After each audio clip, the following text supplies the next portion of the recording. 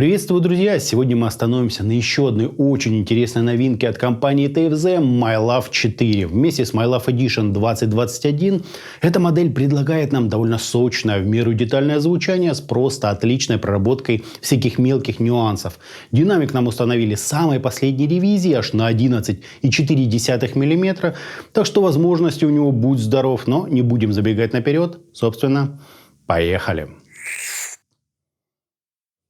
Коробка у модели сильно отличается от всего того, что я только видел у TFZ. Из полезного здесь указано наименование модели и бренда производителя, а также имеется специальный стирающийся слой проверки подлинности устройства. В комплект нам положили две каких-то карточки, универсальную инструкцию по эксплуатации, довольно вместительный такой мешочек и два набора белых силиконовых амбушюр разного диаметра отверстия. По характеристикам тут 60 Ом импеданса и чувствительность равная 108 дБ на милливатт. Кабель на этот раз нам положили отличный, толстый, приятный на ощупь, с заушинами, выполненными из довольно плотной термоусадки. Очевидно, что разрабатывался он именно под эти наушники. Откуда я это узнал? Да по стразикам в виде буквы О на прямом металлическом штекере. Аналогичный же прием мы с вами увидим и на фейсплейтах у героев обзора. Аппаратура показала сопротивление кабеля равным 0,580 Ом. Не то что прям круто, но терпимо. Соединение с чашечками осуществляется на вилочном коннекторе 0,78 мм класса маленький пенек. Корпуса у наушников с внутренней части выполнены из полностью прозрачного пластика, сквозь который виден тот самый динамический 11,4 мм излучатель. А с другой стороны находится металлическая нашлепка с красиво оформленной буквой О в слове «любовь». Естественно, не совсем это универсально, но сейчас уже все эти условности сильно размыты. Мне лично глубоко все равно, что там на фейсплейтах написано. Прямо над динамиком, очевидно, просвечивается единственное компенсационное отверстие, и здесь же находится 5-миллиметровый звуковод с выступом для удержания амбушюр, ну и, конечно же, защитной металлической сеточкой. Смотрится модель отлично, да и в ушах сидит просто превосходно удобно и с прекрасным уровнем пассивной звукоизоляции. Вот так вот это все и выглядит.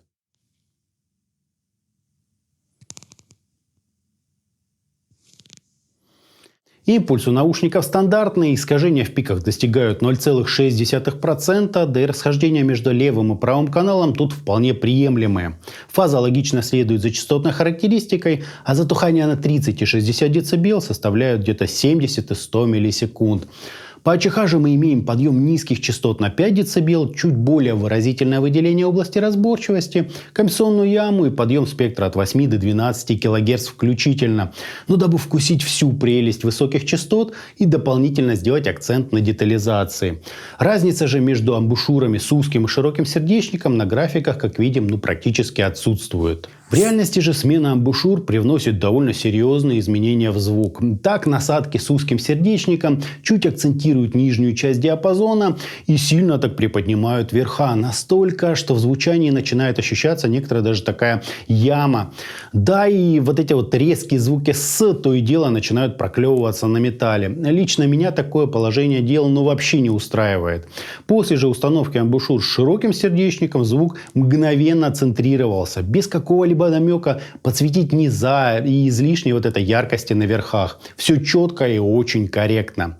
Баса, как видно по АЧХ, здесь ровно столько, чтобы его можно было ощутить, отчего звучание точнее характеризует термин «светлое». Но это всего лишь тюнинг. При помощи эквалайзера можно подстроить баланс под свои собственные нужды.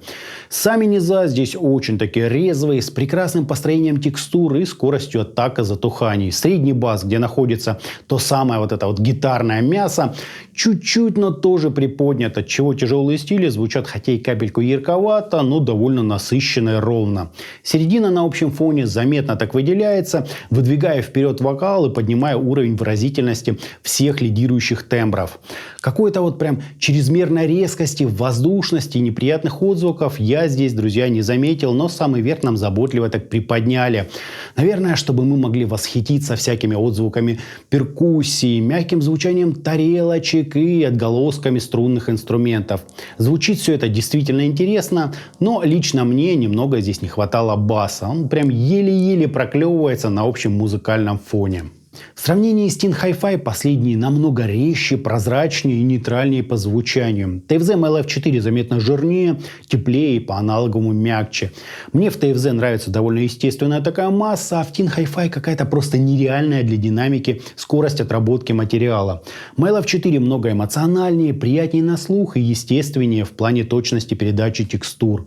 По детализации здесь все прекрасно, но тоже в микродетали наушники особо не лезут, хотя и весьма подробно передают все вот эти придыхания вокалиста и оттенки звукоизвлечения. В положительном смысле еще хочется выделить общую однородность звучания. По всему спектру наушники имеют хорошую такую плотность и легкую теплоту. Это чувствуется в басах, ярко выраженной серединке и даже высокочастотных отзвуках. Настройка же тут сделана для любителей скорости, проработки и общей выразительности. Думаю, что референсом выбиралась разнообразная тяжелая и электронная музыка, так как наиболее интересно звучит вот именно она. С поправкой на вкусовые пристрастия, конечно же. Я лично люблю и в тяже мощный такой выделяющийся бас, однако будем смотреть правде в глаза. Здесь этот диапазон не несет столь решающего фактора, как, например, в акустических джазовых ансамблях, где низа прям ощутимо мало по амплитуде. Он есть, но на контрасте уходит на задний план, тем самым освобождая место для среднечастотных тембров и вокала. По источникам гонял TFZ MyLife 4 на моем плеере Shanlink M621, мобильном ЦАПе Audirect Atom 2 и стационаре FX Audio D01, и везде звучание меня более чем устраивало. Так что какой-либо придирчивости в плане источников лично я, друзья, здесь не вижу. Музыкальность и взрослость, конечно же, в положительном смысле воздействуют на звучание, но и на более аналитичном FX Audio DAC X3 аудиополотно строится вполне гармонично и насыщенно. Можно даже попробовать лампу, где в отличие от MyLife Edition 2021 эти ушки нисколько не рискуют соскочить какую-то тотальную музыкальность. Для мониторинга я бы не стал давать героев обзора, разве что владельцам басовых инструментов. Они тут здорово проваливаются в трек, и вести ровную линию в них будет не особо комфортно. Зато вот всяким вокалистам, трубачам, гитаристам милое дело. Аналоговая мягкость чуть подкрасит и добавит звучание бархатистости, а так все здесь очень слаженно и естественно, с огоньком, так сказать. Итогом, динамические внутриканальные наушники TFZ MyLife 4 однозначно радуют своим внешним видом со стразиками. Девочки, разные стильные парни должны остаться в полном восторге.